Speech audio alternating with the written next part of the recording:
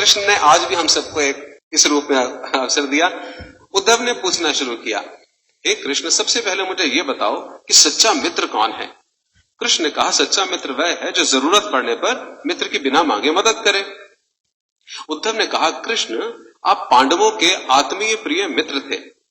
आपात बांधव के रूप में, यानी आपदा में, मुसीबत में सहायता करने वाले के रूप में उन्होंने आप पर सदा पूरा भरोसा किया। कृष्ण, आप महाज्ञानी हैं, आप भूत, वर्तमान और भविष्य के ज्ञाता हो, किंतु आपने सच्चे मित्र की जो परिभाषा दी, आपको लगता नहीं कि आपने उस परिभाषा के अनुसार कार्य नहीं किया? आपने धर्मराज युधिष्ठिर को द्यूत क्रीड़ा यानी जुआ खेलने से क्यों नहीं रोका? ठीक है, आपने उन्हें नहीं रोका, लेकिन आपने भाग्य को भी धर्मराज के पक्ष में नहीं मोड़ा। आप चाहते तो युधिष्ठिर जीत भी सकते थे। उसके बाद जब उन्होंने अपने भाइयों को दांव पर लगाना शुरू किया, तब तो आप सभा कक्ष में आ सकते थे। आपने वो भी नहीं किया। उसके बाद जब दुर्योधन ने पांडवों को सदैव अच्छी किस्मत वाला बताते हुए द्रौपदी को दांव पर लगाने को प्रेरित किया और जीतने पर सारा कुछ वापस कर देने का लालच किया, कम से कम तब तो आप हस्तक्षेप कर सकते थे। अपनी दिव्य शक्ति के द्वारा आप पासे धर्मराज के पक्ष में मोड़ देते। इसके स्थान पर आपने तब हस्तक्षेप किया जब द्रौपदी लगभग अपना शील खो रही थी।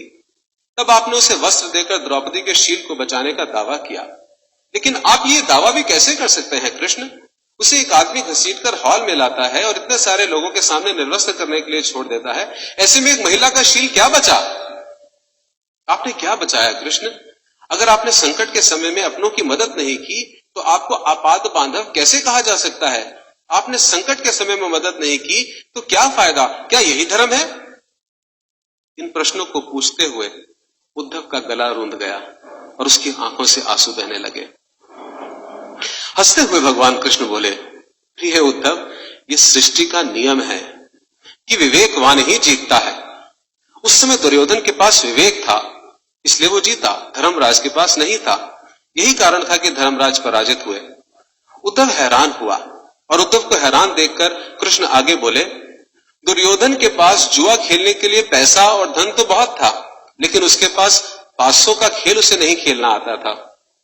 इसलिए उसने अपने मामा शकुनी को द्यूत क्रीड़ा के लिए प्रयोग किया, जुए के लिए उपयोग किया। यही विवेक है।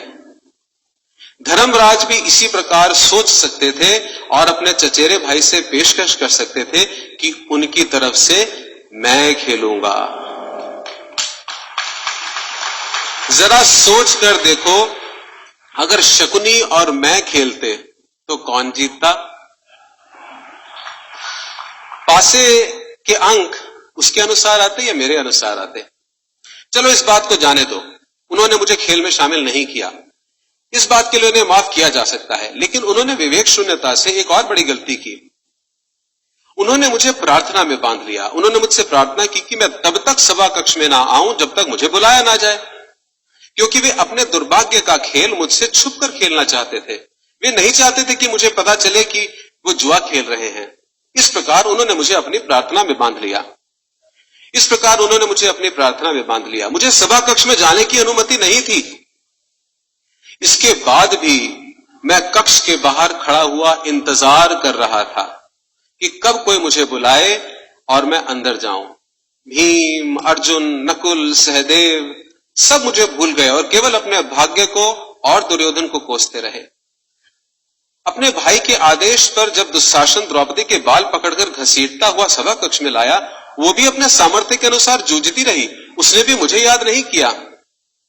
उसकी बुद्धि तब जागृत हुई जब दुशासन ने उसे निर्वस्त्र करना प्रारंभ किया। तब उसने स्वयं पर निर्भरता त्याग कर, छोड़कर हरि हरि अभयम कृष्ण की गुहार लगाई। तब और जैसे ही मुझे पुकारा गया, मैं अविलंब वहां पहुंच गया।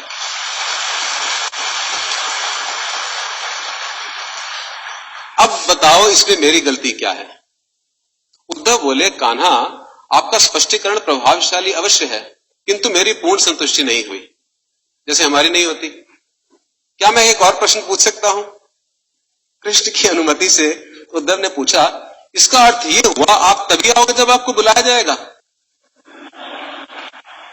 क्या संकट से घिरे अपने भक्त की मदद करना आपका कर्तव्य नहीं, आपको स्वतः नहीं आना चाहिए?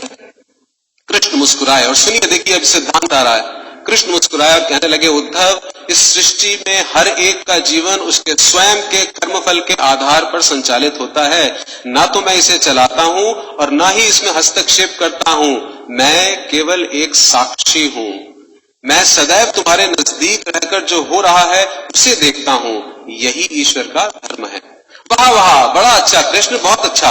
इसका अर्थ यह हुआ कि आप हमारे नजदीक खड़े होकर हमारे सभी दुष्कर्मों का निरीक्षण करते रहेंगे, हम पाप पे पाप करते रहेंगे और आप हमें देखते रहेंगे। आप क्या चाहते हैं कि हम भूल करें, पाप की गठरी बांधते रहें और फल भुगतते रहें?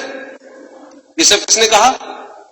उद्धव ने। कृष्ण बोले, उद्धव, तुम शब्दों के गहरे अर्थ को समझो।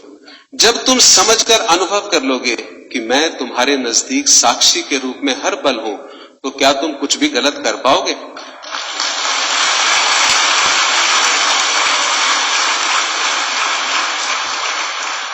जब तुम ये भूल जाते हो और ये समझने लग जाते हो कि तुम मुझसे छुपकर कुछ भी कर सकते हो, तभी मुसीबत में फंसते हो। धर्मराज का ये अज्ञान था कि उसने माना कि वो मेरी जानकारी के बिना जुआ खेल सकता है। अगर उसने ये समझ लिया होता कि मैं प्रत्येक के साथ हर समय साक्षी के रूप में उपस्थित हूं, तो खेल का कुछ और रूप होता। भक्ति से अभिभूत उद्धव मंत्र मुग्ध हो गए और बोले, प्रभु, कितना गहरा दर्शन आपने दिया, कितना महान सत्य है। प्रार्थना, पूजा पाठ तो और ईश्वर को अपनी मदद के लिए बुलाना, ये हमारी भावना और विश्वास है। जैसे ही हम ये विश्वास करना शुरू करते हैं कि ईश्वर के बिना पत्ता भी नहीं हिल सकता, हमें साक्षी के रूप में उनकी उपस्थिति महसूस होने लग जाती है। गड़बड़ केवल तभी होती है जब हम इसे भूलकर दुनियादारी में डूब जाते हैं।